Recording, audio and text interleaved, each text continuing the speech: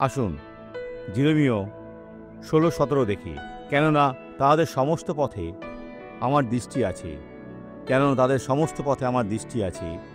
তাহারা আমার সম্মুখ হইতে লুকায়িত নহে, এবং তাহাদের অপরাধও আমার দৃষ্টি হইতে গুপ্ত নহে। ইহা শেষ, আর কিসের অপেক্ষা করছেন? আপনি যা ভাবেন, যা বলেন, যা করেন, যেটা ইচ্ছা রাখেন, ঈশ্বর সেটা জানেন। ঈশ্বর আপনাকে নিজের জীবন বদলাতে ডাকছেন। তিনি আপনাকে বিজয়ী ব্যক্তি করবেন। আপনি কি চিরকাল যাতনা পেতে চান?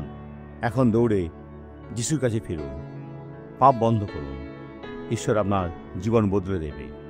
এই ধন্য ব্যক্তিকে দেখুন। আমি মণ্ডলীতে এসেছি আর মাটিতে পা রাখতে পারছি না, খুব যন্ত্রণা হচ্ছে।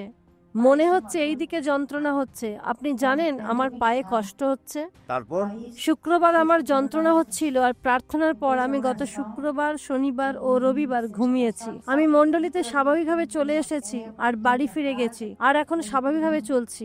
কত সুন্দর বিষয়। ঈশ্বরের গৌরব হোক। আসুন প্রার্থনা করি। পিতা, এ ব্যক্তির সাথে প্রার্থনা করছি। সমস্ত মন্দকে ধমক দিচ্ছি, পাপের সমস্ত আত্মাকে বাঁধছি, যা এই জীবনকে নিয়েছে, যা তাদের নিয়ন্ত্রণ করছে। খ্রিস্ট যিশুর নামে বেরিয়ে যাও, আর ঈশ্বরের দিকে নিজে হাত তুলুন। অনেক ধন্যবাদ। ঈশ্বর আশীর্বাদ করুন।